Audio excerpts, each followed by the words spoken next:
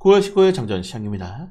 뉴욕 3대 지수는 연준이 4년 만에 기준금리를 전격 인하했음에도 불구하고 딱 금리 인하할 때는 주가가 튀어 올랐거든요. 근데 장마판이 갈수록 낙폭을 키우면서 약보합으로 마감을 했습니다. 사실 이렇게 시세가 하락이 나온 데는 두 가지 정도의 원인을 들 수가 있는데, 자, 우선 연준의 이 금리 인하 이후에 파월 연준의장의 연설 그리고 점도표가 공개가 되었는데, 시장에서는 생각보다 금리 인하 속도가 느리다라고 생각을 하고 있는 것 같습니다. 왜냐면은 지금 이번에 코로나 이후에 금리를 양적 긴축을 하게 되면서 올렸을 때 역대 최대치로 빠르게 올렸거든요. 17개월 만에 제로금리에서 5.25%까지 올렸습니다. 그래서 이번에 연준이 좀 빠르게 금리 인하를 하면서 좀 정상화를 했으면 좋겠다는 투자들의 생각이 올해 1포인트 금리 인하, 즉 0.50 했으니까 나머지 FMC에서는 0.25%씩 베이비컷 하겠다라고 연준이 입장을 밝혔고, 그리고 내년에도 점도표 기준으로 4번 정도밖에 금리 인하를 하지 않는다고 해요.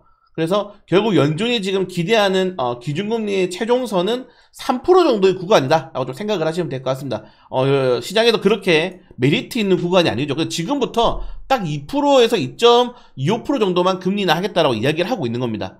네, 그래서 시장에서는 금리를 결국에는 2%밖에 안 내린다고 5%를 끌어올렸는데 이렇게 돼버리면서 좀 실망 매물이 나오지 않았나 이렇게 생각이 돼요. 17개월 동안에 이렇게 빠르게 금리 올렸으니까 좀 금리를 빠르게 내리면서 정상화해야 되는데 연준이 너무 속도론을 가지고 있다. 여기에 대한 실망 매물이 좀 터진 것도 있고, 그리고 사실 이번에 기준금리가 뭐 베이비컷이냐 빅컷이냐 좀 이슈가 많았지만은 결국 시장에서 빅컷에 대한 비중이 조금 더 높았고, 그리고 다우 S&P 500이 그런 기대감으로 신고가 랠리 근처에서 주가가 유지가 되었잖아요. 어느 정도 시세 반등이 나오고 있을 거라고 생각이 됩니다. 자, 그렇다는 거는 이제 투자자들이 생각을 빨리 해야겠죠. 결국 11월 달에 미국 대선을 통해서 또 새로운 정책이라든가 이런 쪽으로 시선을 돌려야지 연준이 제시하는 금리는 결국 3% 고정금리까지 갈 수 있다. 3% 금리가 굉장히 장기화될 수 있기 때문에 연준의 금리 인하로 인한 시세에 대한 좀 상승은 어느 정도 제한적이다.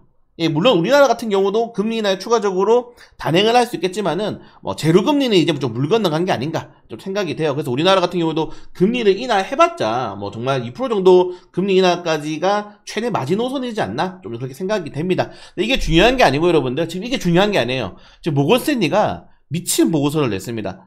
네, 지금 SK하이닉스, 삼성전자에 대해서 각각 목표가 54%, 27% 하향하는 보고서를 냈어요.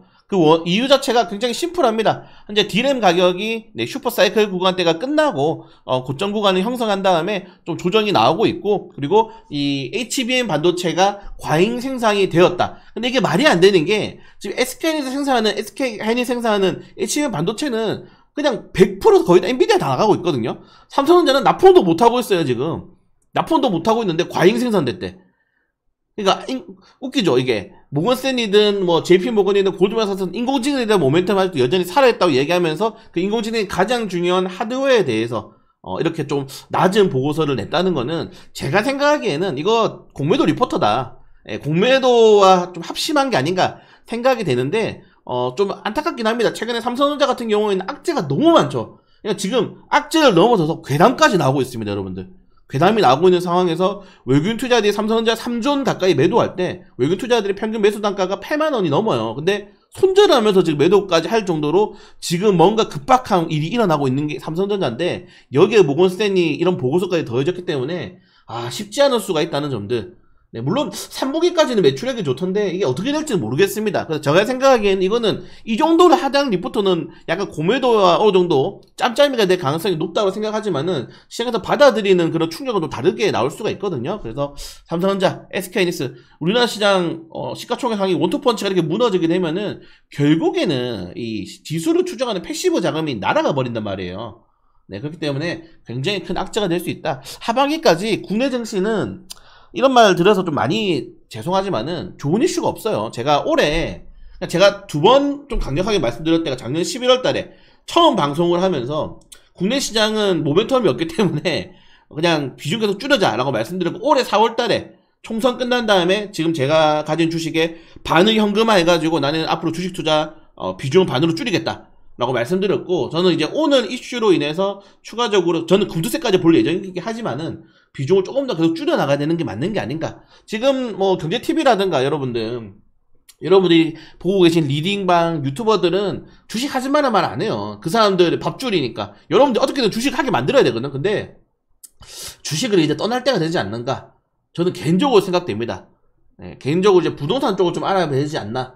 그렇게 좀 말씀을 드리고 싶고, 아무튼 국내 주식시장은 쉽지가 않다는 점들 계속 강조드리기도 모자라서 여러분들 좀 조심하시고, 주식으로 인생 역전 절대 불가능하다. 네, 다시 말씀을 드립니다. 그걸 제외하고는 뭐 사실 뚜렷하게 큰 이슈는 없고, 이건 제가 좀 잘못 들었는데 지금 뱅크 오브 아메리카가 금리 인하로 금값이 3,000달러까지 올라갈 수 있다. 근데 오늘 2,600달러 찍었어요. 역사상 신고점 또 찍었거든요. 그래서 에컴텍이 또 움직일 수 있다는 점들 좀 체크하시면 될 것 같고, 그리고 S&P에 대한 전망은 계속 높아요. 그러니까 미국 주식 시장만 좋아질 가능성이 높기 때문에 국내 주식시장 하지 마시고 미국 주식 쪽으로 관심 가져보시는 것도 좀 나쁘지 않은 것 같습니다. 자, 그리고 좋은 이슈도 있죠. 미국이 27일부터 중국산 전기차에 대한 100% 관세를 포함한 이런 대중 관세 인상안을 진행을 한다. 요 관련된 종목들 많이 오를 수가 있습니다. 네, 생물보안법도 수혜가 될 수 있고, 조선기자재, 태양광 관련 테마주들이 좀 최대 수혜주가 될 수 있다는 점들 좀 체크하시면 될 것 같고, 그리고 지금 삐삐 관련된 이슈가 굉장히 많죠. 요것도 뭐 영상 많이 보셨을 건데, 사실 요거 포함해가지고 지금 삐삐뿐만 아니고 갑자기 자동차도 폭발하고요, 오토바이도 폭발하고, 지금 이 레바논 전역에서 폭발이 엄청나게 일어나고 있다고 합니다.